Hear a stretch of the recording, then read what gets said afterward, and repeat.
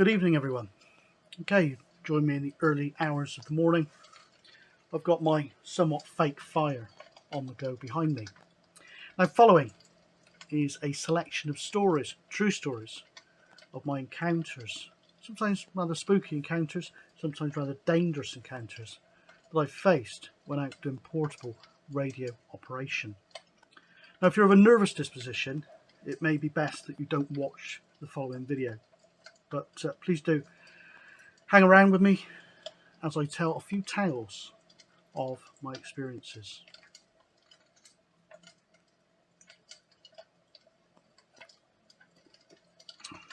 Here we go. Righto, in no particular order of scariness or dangerousness, there is such a word. I'm just going to chat away. There's no razzmatazz in this video, apart from my special effects that you've seen already. But indeed, as the title said, this one was the path to nowhere. Okay, so directly recalling from memory. Now, this would probably be 2014, 15, 16, something like that. We were down at a place called Golden Campsite, and I decided, no matter what the weather, to go up on the hills at night for, must have been the Channel 30 net with Ian and Brian and the rest of the guys. I believe the net is still running to this day. So I decided to go up there, and it didn't matter what sort of weather was prevailing. And don't forget, this is right on the coast. Now, there were several hills, 3 hills, each one slightly higher than the last one. So I had my eyes set on this third hill up. Anyway, so I set off in pitch black, and as I walked up the hill a little bit, it was obviously I was getting into some pretty thick fog.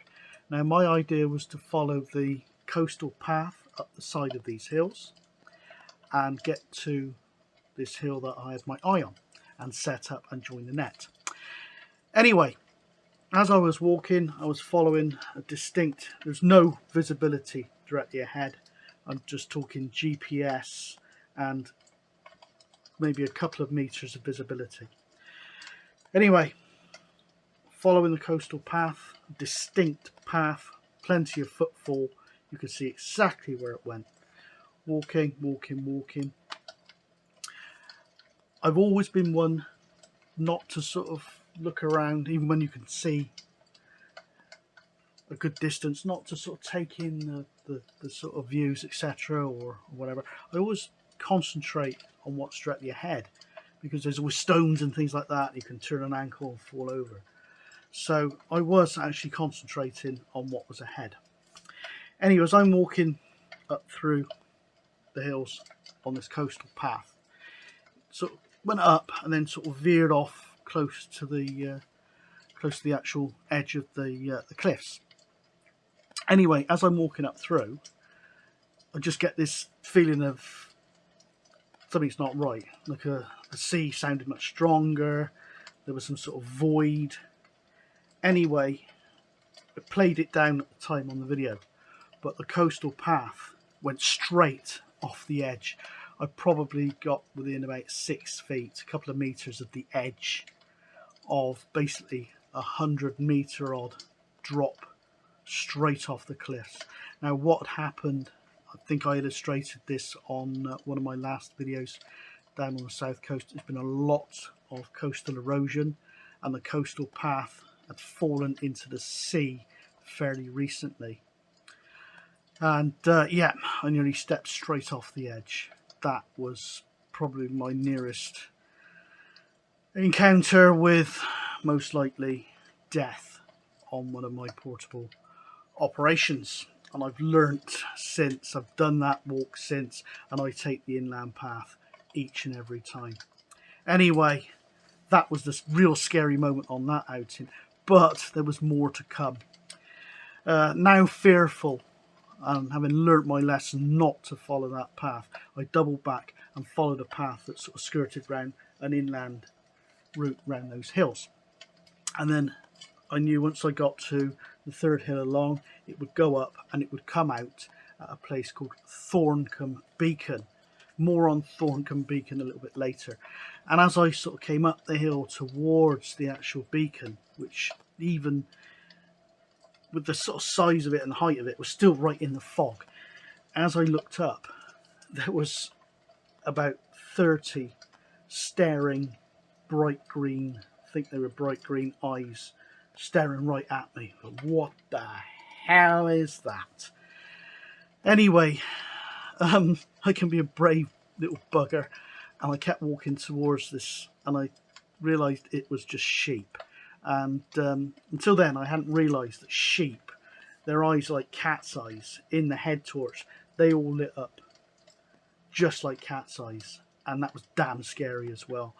Anyway, I did set up, put the tarp on the top of the hill, and it was actually quite a successful little bit of portable operation. But yeah, I certainly learned a few lessons on that night.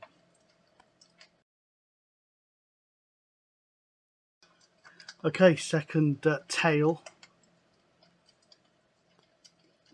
Let's stick with the south coast and let's stick with Thornton Beacon. Yeah, another nighttime excursion, this time from the other side, from the Eep side of Thornton Beacon. I can't remember exactly. I've got a video. Any of these things that I can find the video that goes with it, I will link it in the description below. But again, I decided to do a night jaunt up to Thornton Beacon. I'd have either been staying at Eep or over at Highlands End. Anyway, so very dark night. Sometimes the moonlight can illuminate the area quite nicely, but this was, I can't remember actually. It may have been moonlight to make it even more spooky. Anyway, I can't remember. This is all off the top of my head. I haven't looked back at the videos yet. Anyway, I managed to get up to the top of Thornton Beacon. It's quite a steep walk, and got to the top. And I always use a walker's pole. I use it to prod my way in case there's any deep mud, and quite often it saved me from literally going ass over tit. So I always use a walker's pole. Anyway, get to the top, and there's a little bit of fence along the top. There's a bench, a little bit of fence along the top, and my plan was just middle of darkness.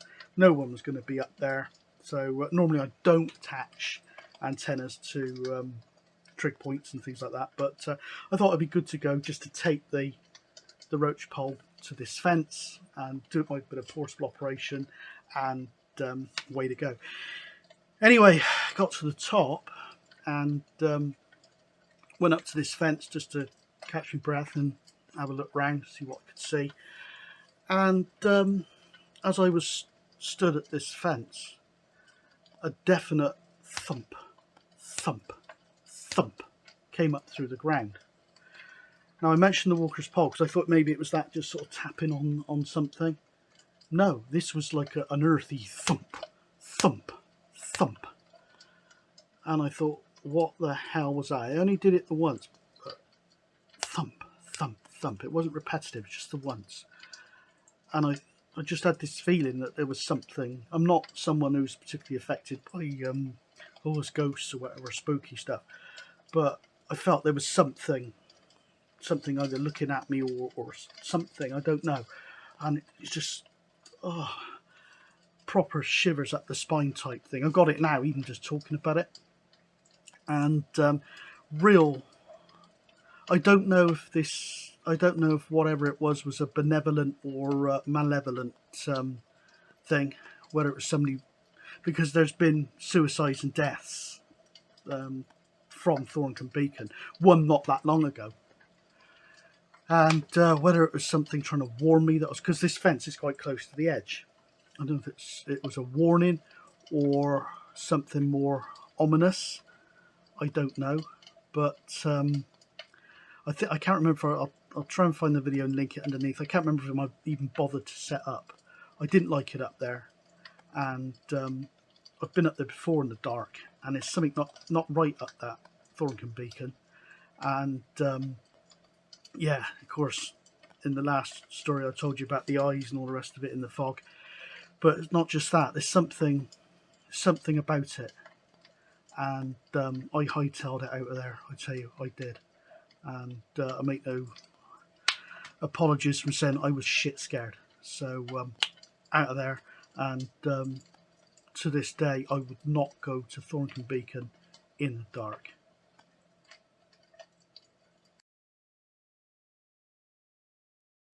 Okay, next one. Right.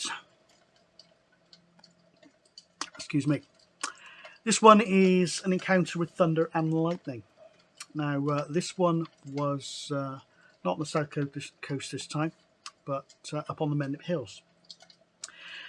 I had an idea to, as I've done many times, go up to the top of the Mendip Beacon batch to do a bit of radio stuff. This was daylight. It was in the summer, I think 2014, and I was on my way up to the top, to the trig point. Heard some really distant sort of rumbles of thunder, and thought, be wary of that, be wary of that. But it was coming my way, so I decided not to set up on the top. I thought, let's just see what happens here. And before I could really get the hell out of there, this storm was coming right in on the top of me, and the air just changed. It seemed very thick. The hair I had more hair then. The hair on the back of my head all started to stand up. The hair on my arms started to stand up. I could hear sort of the vegetation sort of crackling and things like this. And I thought, this is imminent. It's right above me. It's right above me. I need to take evasive action. So I knew that there was some old military buildings. You could call them pillboxes.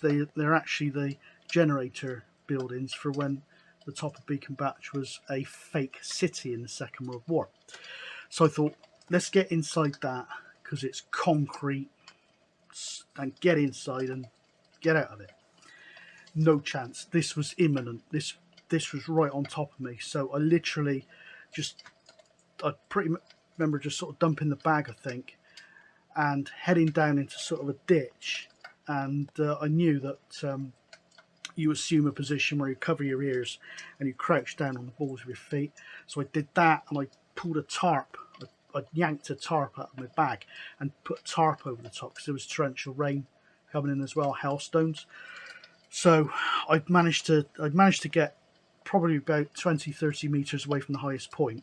Now, don't forget, the highest point, Beacon Batch, is about the highest point for about 20, maybe 30 miles all around. So I'm at the highest point of the Mendip Hills with a thunderstorm right above my head. And yeah, as you can imagine, I got in and I crouched down and I saw it out. Now, that very same storm, I can see the Glastonbury, just about make out the Glastonbury Festival site. That same storm went over the top of me, and it struck, I believe, the main stage at Glastonbury, and they had to evacuate, I think, the bands or whatever. And I will try and find the link to that so you can see the date, etc. Now, that was extremely scary. Extremely scary. So there we go. That's another one.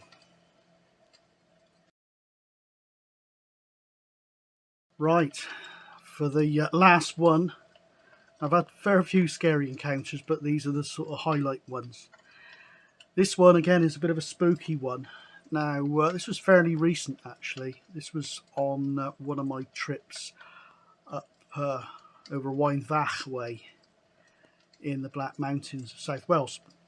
Now, I'd come off the top, and I was walking back almost as you get down towards the car park at the Mendip Beacon forest, and walking down through this stone track, head torch, okay. So you always feel a little bit it is always a matter of fighting some fear when you're in these places, and I often feel vulnerable, not when I'm actually there chatting on the radio, but you do sort of get an odd, well, I do get an odd sensation when I'm packing down. I feel vulnerable when I'm packing down for some reason, but that's another story. Anyway, walking off the top, I've been walking for ages and ages and ages. A massive hike. It was a massive hike. I'm only talking probably last year actually. And as I'm getting down towards the car park, I turn my head to the forest on the left hand side. The right hand side is the valley, left hand side is the forest. So I turn my head, and as I put the head torch into the woodland, into the forest, this horrendous face lit up in the forest. It wasn't high up in the trees, it was about the same level as myself. It was sort of like this staring eyes and like a ring of luminescence, really evil looking thing. And I just thought to myself, I don't even want to know what that was. I really thought, what the hell is that? I'll cut out the expletives. I thought, what the hell have I just seen in those woods? I figured it was either some sort of mask thing that somebody'd hung up. Was it the devil himself in there? Was it a former Prime Minister of ours that's I find rather scary? Or was it an owl? Now, I think it was an owl, okay? As long as it wasn't the former Prime Minister, then I'd probably be all right. But, oh my God, the face was absolutely the epitome of evil. And I just looked at it the once, and I thought, what the was that? Anyway, shivers, and I thought, just beeline for the car park. And as I got down to the car park, of course, I was on a sort of heightened level of sort of fear. There was, all I could see was these two glowing red lights, and I thought, what's that now? And it looked like they were just floating. I thought, what am I walking into? But it turns out it was just the reflectors on the back of a black car that my head torch was picking out. But you think, what's next? Like, so you get to the car, and there's always the fear the car is has been broken into, or there's somebody waiting on the other side as you open it. I must admit, I don't open it too far with the remote. I like to get right up close in case somebody's whatever. And before I got in, I checked the back seat as well to make sure there was nothing or nobody in the back or anything in the back. So yeah, I got in, locked the doors, and I was gone. But yeah, I've been down through the forest on the other side of the road since, and yeah, I must admit the old heart was pumping and the old bum was going, to be honest. So yeah, anyway, that was a few of my scariest moments when out doing the old radio. So if you've got any stories yourself, stick them in the comments below, and if any more come to mind, I'll come up with a few more stories for you. Anyway, never wasn't too scary, but certainly don't let bravado, don't let overconfidence cause you an accident or worse. So certainly I learnt my lesson with that walk on the south coast when I nearly fell off the edge. Cheers everyone.